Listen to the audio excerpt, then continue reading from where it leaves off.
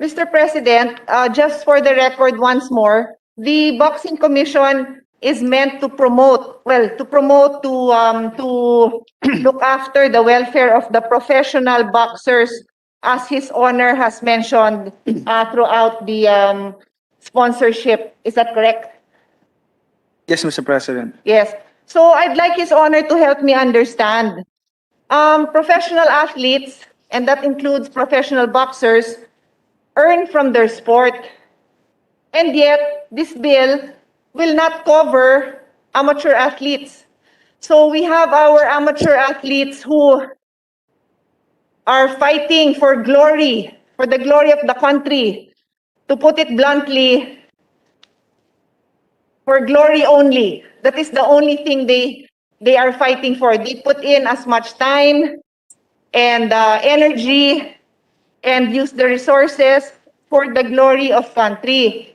Professional athletes, of course, like His Honor, our colleague Senator Manny Paquiao has also brought glory to our country. I am not discounting that in any way. However, professionals fight or do their sport for money. So what I have a problem understanding is we are now with this bill pouring in very limited resources. Earlier, we spent a good part of the afternoon on the health bills. We're trying to find funding for health bills.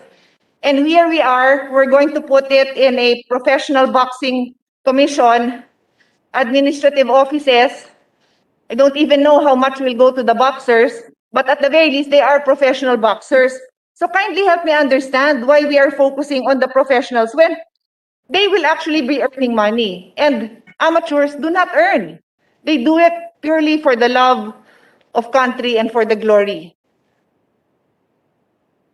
Mr. President, like I already explained it for the past 2 days discussing about this bill, Mr. President. This professional boxing, Mr. President, is different to amateur. Amateur boxing is under the Philippine Sport Commission. And the impact of this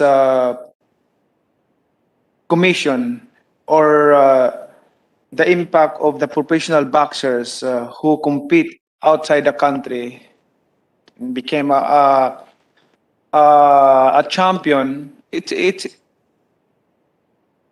a country's pride, Mr. President. We should remember that every fight held in outside the country, it's our honor.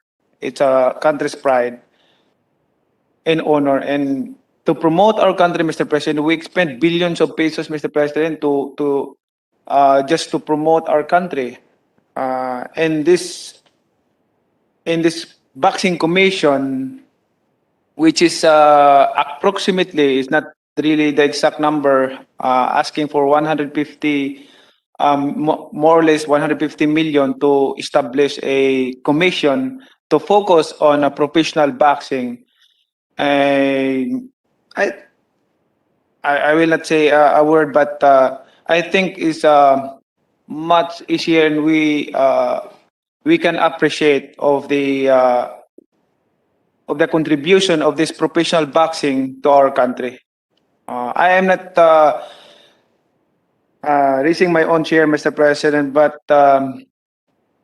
for example of my achievement and accomplishment in boxing, nakilala po ang bansang Pilipinas sa buong mundo.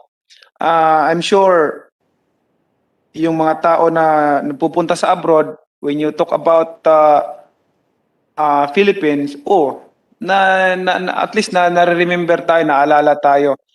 Because of boxing, professional boxing. I'm not underestimating amateur boxing or any other sport, but of course, I'm proud of them because nakakontribute din sila ng honor sa ating bansa. But like I said, the professional is different, and that's why I'm asking your support, and also to my colleagues to support this commission, Philippine Boxing Commission, it because of necessary to establish this to protect our professional boxers because for the longest time, Mr. President, hindi po sila protektado at marami pong nadidisgrasya, nababalda at namamatay. At hanggang ngayon po, yung mga nagretirong professional boxers, kawawa po sila, wala po silang natanggap na pensyon, wala po silang mga benefits na nakuha sa GAB. Hindi ko sinisiraan ang GABA, but that's the reality. At itong commission kasi na to, magfo-focus hindi lamang sa future, hindi lamang sa future ng mga professional boxers natin, but after their career. Yung pagkatapos ng career nila, mayroon pa rin silang makukuhang benepisyo dito sa commission na ito. Yan po ang pinaka dahilan ng commission na ito at and I hope that the good lady from Taguig will understand of my explanation. Thank you, Mr. President. Thank you, Mr. President. Again, the honor that His Honor has brought as a professional boxer in the country cannot be questioned, and I am one of the millions of Filipinos and billions of people in the world who admire him. But with all due respect, that does not explain and justify why we will pour in millions of funds just for professional athletes and specifically professional boxers. With all due respect, and I will ask, I hope he doesn't mind, perhaps we can ask that the Senate President has an amazing memory, plus this is also his personal sport. Paeng Nepomuceno, from the records I gather, and I've known Paeng, he has been so gracious to join me in my advocacy for indigent young kids. No, he has taught them. He's joined me for sports development. Paeng Nepomuceno is an amateur athlete, and he's a 6-time world bowling champion, and he won. Well, 6 times, so that speaks for itself. And there's a long list of accomplishments. So I don't know if the Senate President would like to add anything to Paeng's glorious career, no? Baka kasi, well, si Senator Pacquiao mas bata sa akin, no? So baka hindi na niya inabot yun. Pero sikat na sikat yun, Mr. President. Diba, nung time nyo, at ako inabot ko pa siya, talaga lines po yun pag nanalo si Paeng Nepomuceno, di ba? And idadagdag ko na rin si Bongku. Bongku, from my record, is a 4-time world champion Filipino bowler. She is listed in the Guinness Book as a world record holder and most decorated Filipino athlete regardless of gender. So maybe His Honor, I don't know if His Honor the Senate President wants to add anything, but sport niyo po. That's correct. It's correct. Paeng Nepomuceno started when he was 16 years old. At the age of 17, if I'm not mistaken, he won his first world championship. I was his bowling partner when I was still bowling in doubles events in the Southeast Asian Games or the Asian Games, the World FIQ. Wow. And yeah, he's a world champion. I think 6 times, six world titles. And the point So Bong. and World both as well, Mr. President, I'm sure you also are familiar with her career, no? Imagine Guinness Book world record holder and most decorated Filipino athlete regardless of gender. So they're not professional athlete. Sila din po ay nag-retire na wala rin nakuha sa gobyerno. And they represent the faces of thousands of Filipino athletes who face the same future, a future that we also want to secure. So ang akin lang naman po, it is our job as members of the Senate to look into their concern. Lahat po sila, kasama ho ang boxers, kasama din ho ang ibang athletes. Whether bowling yan, cycling, nabanggit ko nga, marami pang ibang listed ang soccer and basketball as a most injurious sport. Kasama po sila sa welfare na gusto natin asikasuhin. Again, all my respect for Senator Pacquiao, but I would like to hope that his big heart for the boxers would extend also to the other athletes, because Itong mga nasa amateur, never played for money, never.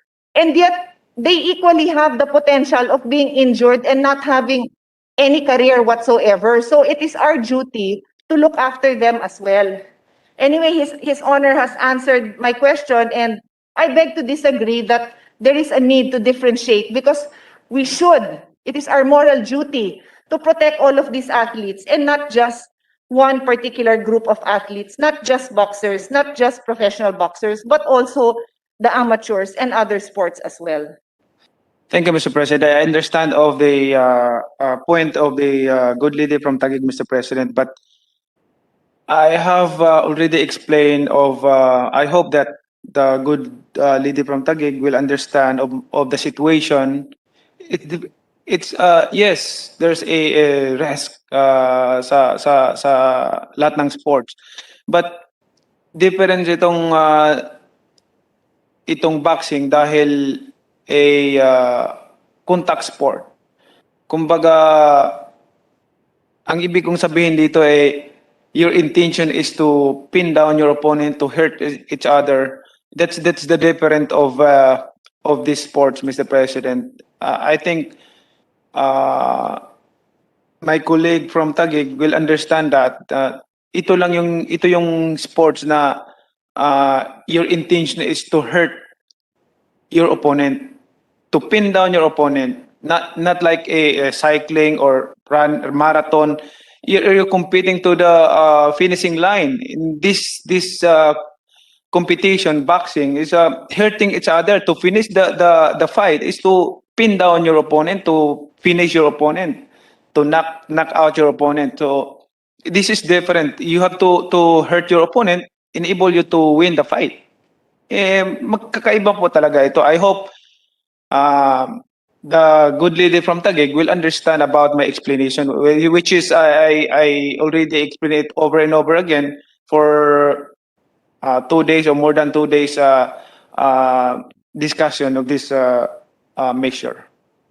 Thank Mr. you, President. thank you, Your Honor, for that. But we have also, with all due respect, rejected the distinction that His Honor makes because we are asking for funds to protect these athletes. And the record shows, and I have quoted data, His Honor has not quoted any data, to show the top 10 sports that affect our athletes. So regardless if their sport requires that they have any contact with their opponent or not, the nature of the sport causes injury. If you're a cyclist, and I have my own battle scars, I have a scar on my elbow, I have a scar in my head. I'm not a professional cyclist, pero na-aksidente ako, and I had to be in the hospital for a few days. When these things happen, regardless if may hinahabol kang competitor mo, the name of the game is speed, or the name of the game is to knock out your opponent, the point is, it can cause harm and injury, and that is what we are trying to protect. That is our duty, to try to protect them in any way that we can, and not single out one sport by its nature, because these sports that we mentioned can all cause injury. That's why my request is very simple. Can we not revisit the intentions of His Honor, which are very good and very noble, to expand it to cover other sports and other athletes who are also exposed to injuries? I leave that now, and I will go to the next point, because like His Honor said, he has explained, and I do not accept the explanation because it is not based on data. The data shows that these athletes that I mentioned, both professional and amateurs, are exposed to risk, and they should also be protected.